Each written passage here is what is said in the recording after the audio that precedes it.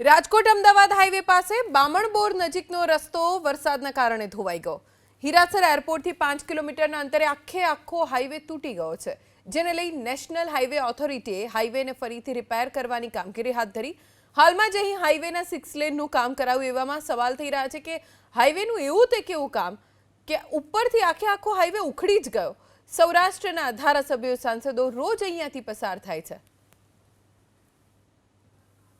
Rajkot Ahmedabad highway હીરાસરથી Chotila તરફ જતા આખો રસ્તો તૂટી ગયો। આ રસ્તો નવો બનાવવામાં આવ્યો હતો। 6 લેનનું કામ હજી 1 વર્ષ કે 6 મહિના પહેલા બનાવવામાં આવ્યું હતું અને આ 6 લેનનું કામ જોઈ શકાય છે કે વરસાદ 2 દિવસ પહેલા આવ્યો, જેનો વિડીયો પણ સામે આવ્યો। એબીપી અસ્મિતાએ આ વિડીયો પ્રસારિત પણ કર્યો। શરૂઆતમાં વિડીયો આવ્યો ત્યારે બીજા રાજ્યનો વિડીયો હશે એવું પણ અમને લાગ્યું, પરંતુ તપાસ કરી અહીંયાથી નીકળતા વાહન ચાલકોને પૂછ્યું ત્યારે એમને કહ્યું કે આખો હાઈવે તૂટી ગયો છે। આ તરફ ધાર છે, જે સૌરાષ્ટ્રની અંદર આ રીતે ધાર હોય છે, ત્યાંથી કાપી અને હાઈવે જે છે તે બનાવવામાં આવે છે। પ્રથમથી નેશનલ હાઈવે ઓથોરિટીના અધિકારીઓને ખબર હતી કે અહીંયાથી જો ધાર ધસી પડશે તો જે આ બાજુમાં હાઈવે આવેલો છે એ તૂટી જશે, એ સ્વાભાવિક છે।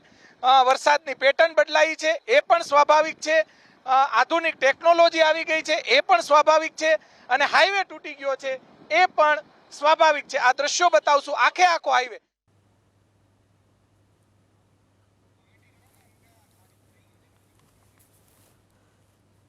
તો 29/8/2024ના દ્રશ્યો છે।